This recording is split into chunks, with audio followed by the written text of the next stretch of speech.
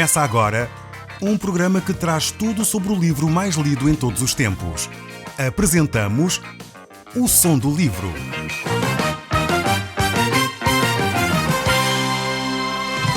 Seja muito bem-vindo. Neste podcast vai encontrar o livro mais conhecido e lido em todo o mundo. Vamos levá-lo numa viagem pela história da humanidade. Este é um audiolivro para si, para a sua família e sociedade em geral. Contextualização e comentários de Paulo Chaveiro. Eu sou o Paulo Chaveiro e nós hoje iremos estar a entrar no final do livro de Provérbios. Vamos tentar concluir o estudo deste livro que tem sido tão rico para nós. Efetivamente, no próximo programa, nós pretendemos entrar no Novo Testamento, numa epístola que o apóstolo Paulo escreve à igreja em Filipos. E por isso mesmo queremos concluir hoje o estudo deste livro de Provérbios. Temos 2 capítulos para analisar e vamos fazê-lo desde já. Vamos começar pelo Provérbios número 30 e o verso 1 a 5. Diz assim: Disse o homem: fatiguei-me, ó Deus, e estou exausto, pois sou demasiado estúpido para ser homem. Não tenho inteligência de homem, não aprendi a sabedoria, nem tenho conhecimento do santo. Eu gostaria de fazer aqui a primeira pausa antes de continuar grandes reflexões e leituras deste texto.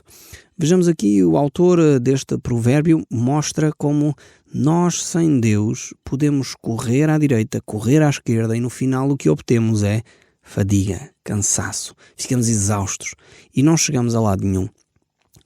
O autor aqui deste provérbio chega à conclusão que ele não tinha conhecimento de Deus, não sabia quem Deus era. Ele tinha feito tanta coisa, mas não conhecia o coração e o caráter de Deus. Isto é vital para o nosso relacionamento cristão. Muitas vezes nós confundimos o relacionamento com Deus com fazer coisas. É verdade que é importante, Deus olha para o nosso fazer também, temos que fazer coisas, mas Deus olha essencialmente para o nosso ser. É fundamental nós conhecermos quem Deus é e quem nós somos. É por isso que o ser é tão valorizado nas Escrituras. Mais importante do que o fazer é o ser.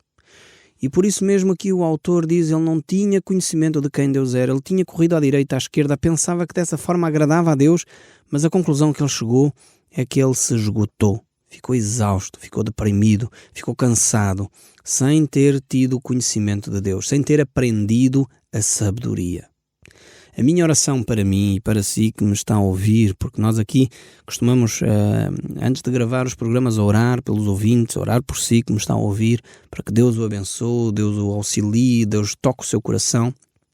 Mesmo eu não o conhecendo pessoalmente, ainda não tive o privilégio de conhecer todos os meus ouvintes pessoalmente, são milhares pelo país fora, mas oro por si, para que Deus lhe dê sabedoria. E eu costumo orar por mim para que Deus me dê sabedoria e peço as suas orações. Oro por mim também para que Deus me dê sabedoria no falar, para que eu possa transmitir o conhecimento de Deus àqueles que me ouvem, a si e aos seus familiares. É fundamental nós aprendermos a sabedoria de Deus. Muitas vezes nós não entendemos os caminhos de Deus. O livro de Isaías, no capítulo 55, diz que assim como o céu dista da terra, assim são os pensamentos de Deus distantes dos nossos. Eu tenho que confessar de uma forma sincera, só aqui entre nós os dois, que muitas vezes eu não entendo os caminhos de Deus. Mas uma coisa eu sei, eu conheço o caráter de Deus. Eu sei que Deus é bom, eu sei que Deus é amor. E quando alguma coisa má acontece na minha vida, quando há uma coisa na minha vida que acontece que eu não entendo, eu fico firme porque eu conheço o caráter de Deus. Que Deus me ajude a manter-me nessa linha. Talvez chegando à compreensão que não entendo todas as coisas, não percebo todos os caminhos de Deus porque eles são demasiado elevados aos meus. Eu não compreendo porque é que todas as coisas acontecem, porque é que chegam doenças às famílias, porque é que acontecem problemas financeiros, porque é que acontecem situações difíceis. Eu não tenho todas as explicações, mas sei que o caráter de Deus é um caráter bom.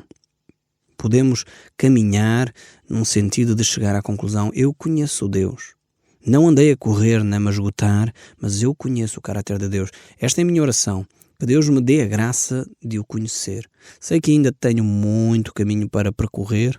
Há muita coisa que eu ainda não conheço de Deus, porque eu próprio sou finito, sou limitado, sou incapaz de compreender todas as coisas e provavelmente nunca chegarei a compreender a totalidade de quem Deus é e daquilo que Deus faz. Mas isso é natural, é normal.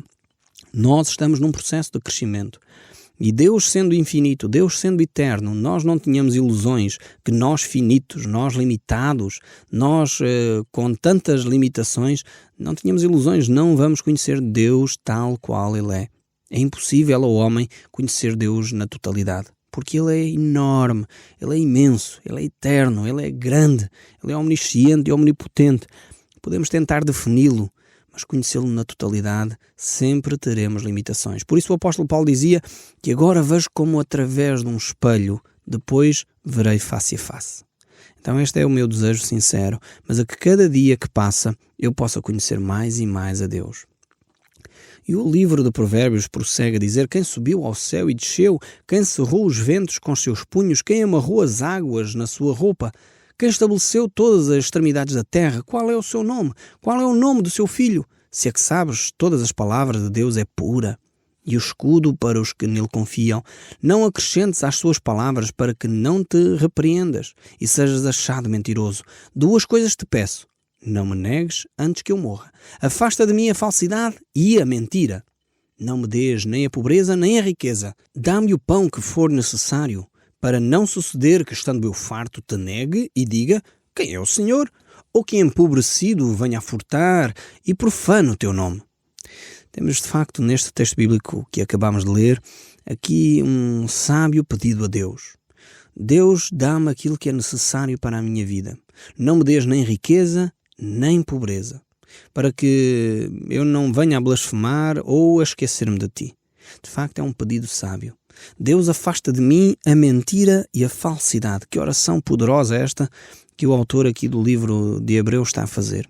Necessitamos realmente aprender a orar desta maneira. Pedir a Deus: Deus, afasta de mim o mal.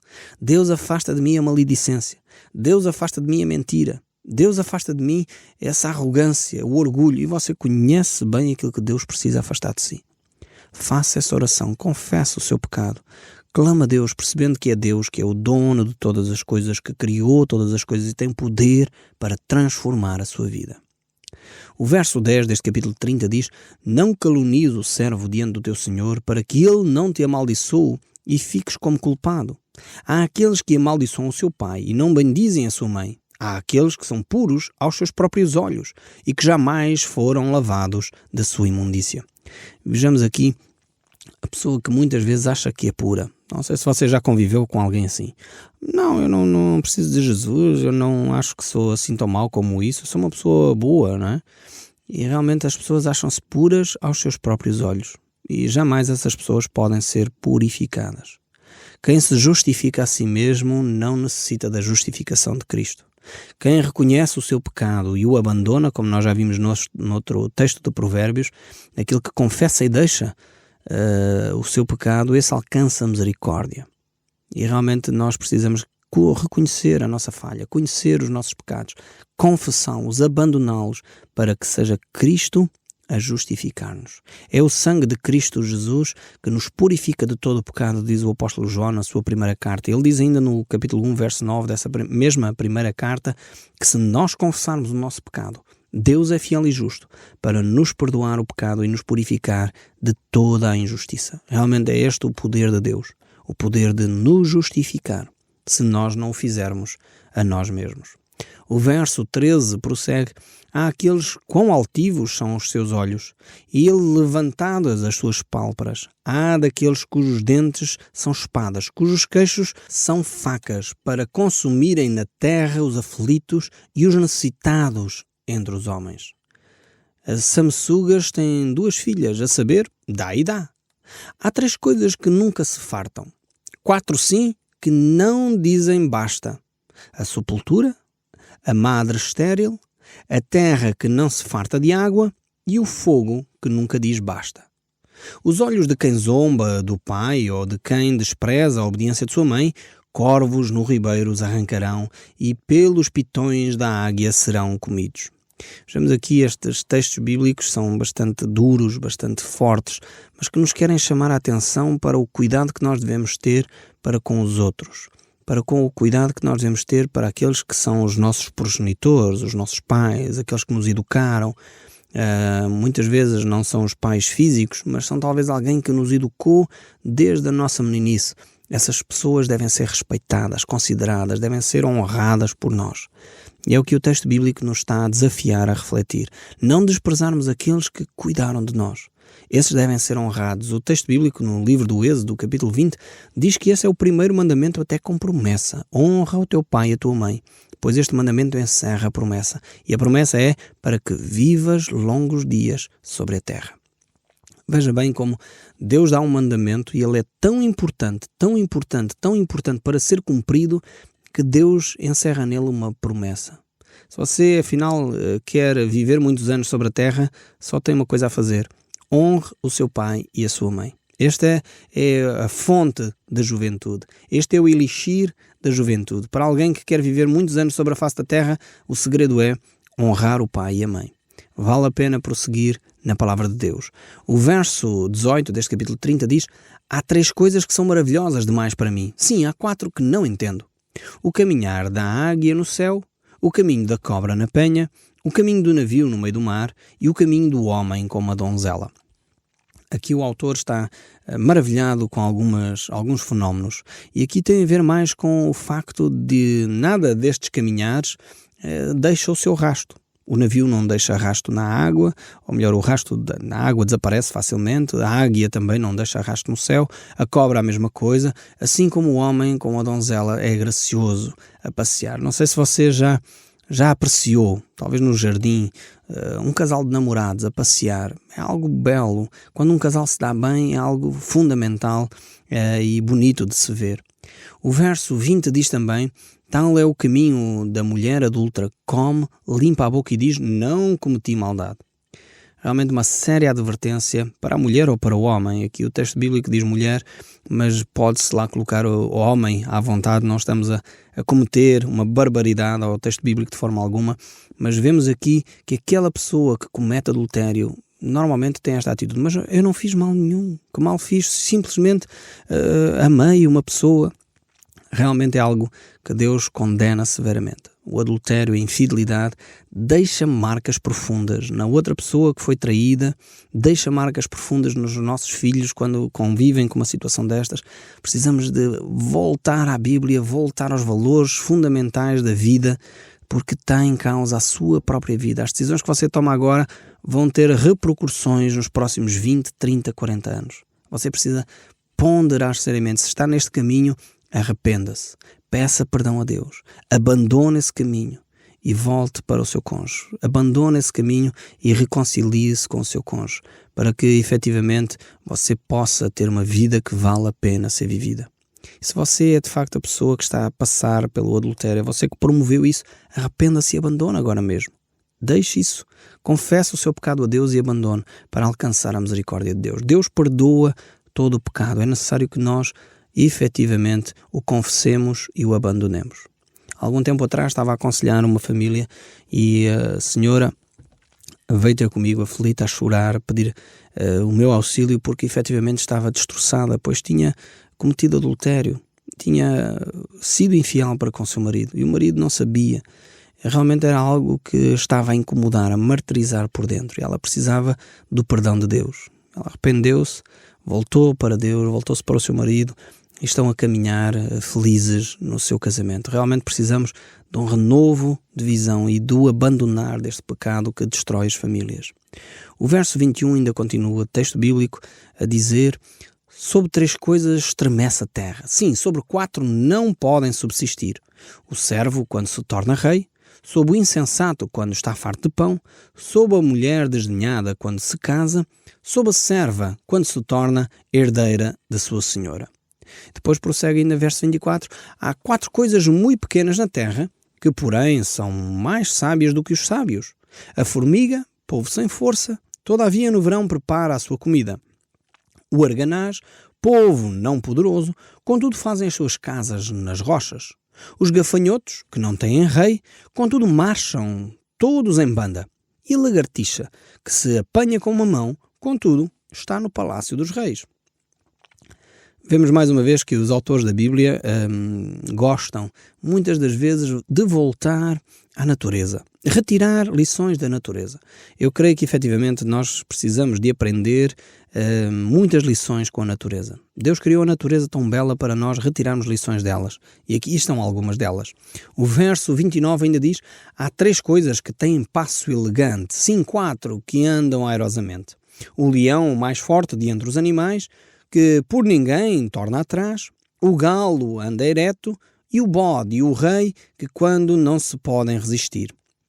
E o verso 32 diz: se procederes insensatamente em te exaltares, ou se maquinaste o mal, ponha a mão na boca, porque o bater do leite produz manteiga, o torcer do nariz produz sangue, e o assolar a ira produz contenda. O autor aqui está seriamente a chamar a nossa atenção para a forma como nós nos conduzimos, para não darmos aso às intrigas e à maledicência. O verso que se segue, no verso 1, no capítulo 31, diz: palavras do rei Lemuel de Massá, as quais lhe ensinou sua mãe.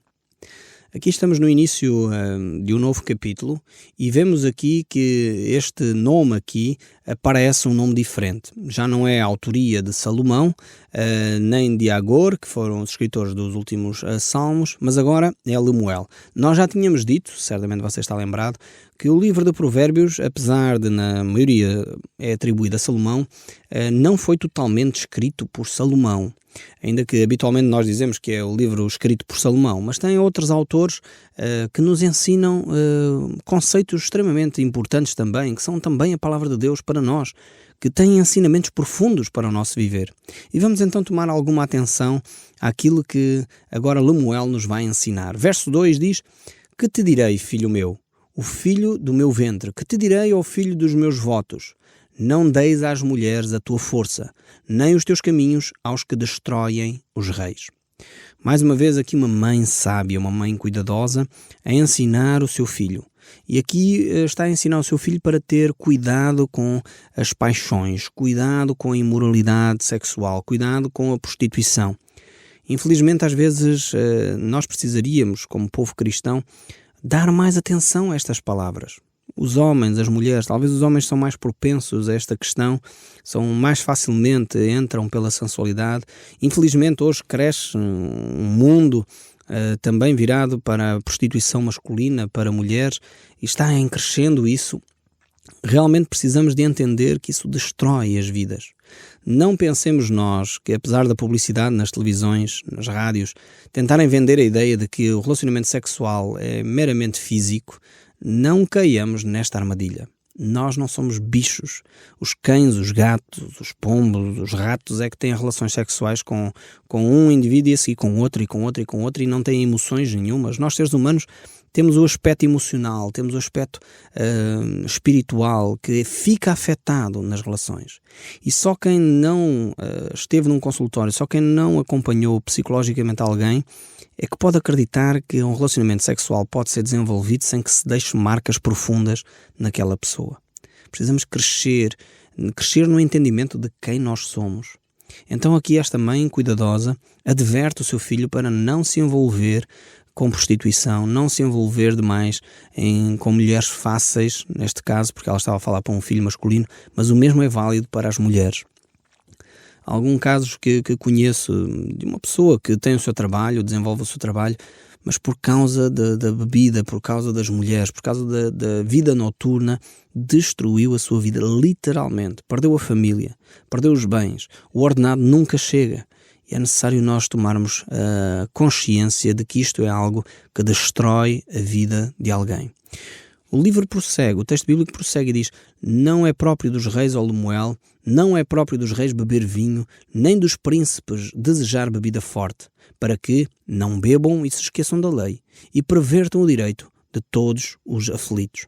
Vejamos aqui a advertência desta mãe. Esta mãe adverte, primeiro, é a relação à prostituição, em relação às mulheres, em relação à vida sexualmente desregrada, e agora ela vai advertir o seu filho, que pelos vistos era um rei, para ter cuidado com as bebidas fortes, com os vícios, com o perder a consciência daquilo que se está a fazer. Eu lembro perfeitamente de ver no noticiário o presidente da União Soviética estar alcoolizado em atitudes públicas. Há uns anos, largos anos atrás, Gorbachev aparecia em público dessa forma. Era triste ver, de facto, um governante a viver dessa maneira. Quando um governante não tem domínio próprio, vive debaixo de vícios, realmente traz situações terríveis para a nação. Mas seja para a nação, seja para a família.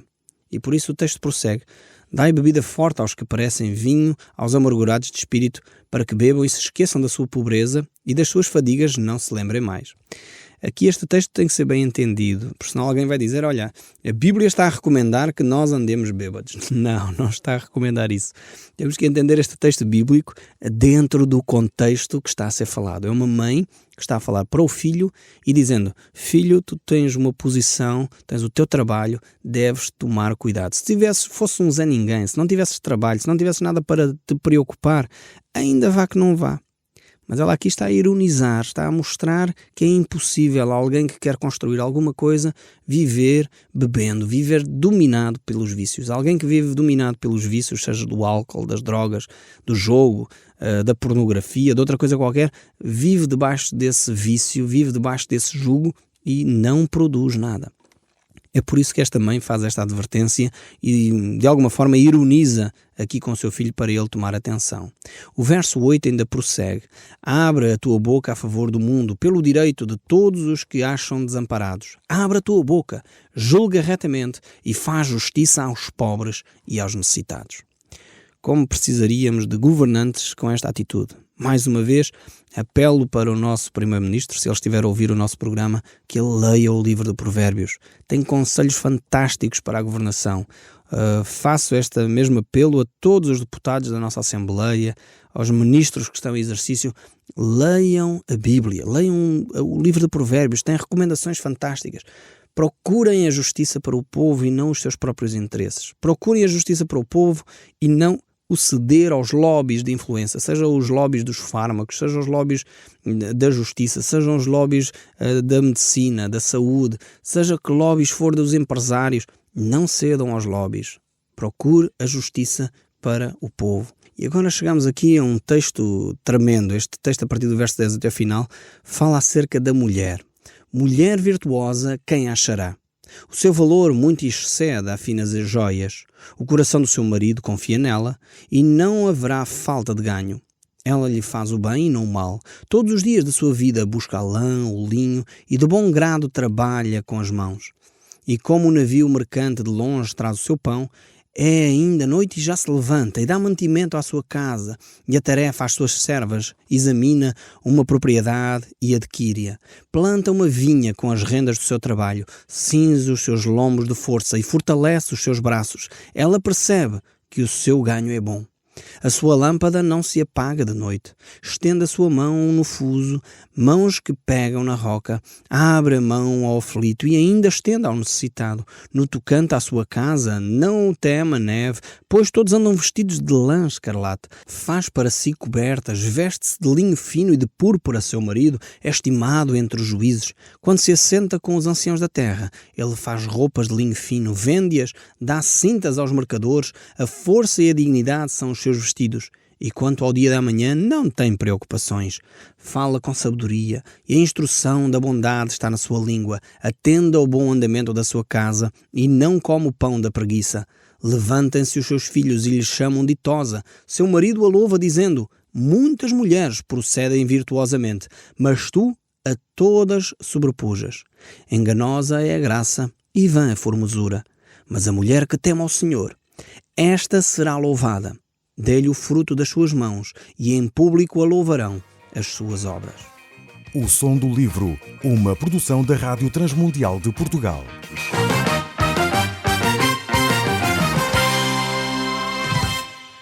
RTM. Conhece todos os nossos programas em rtmportugal.org.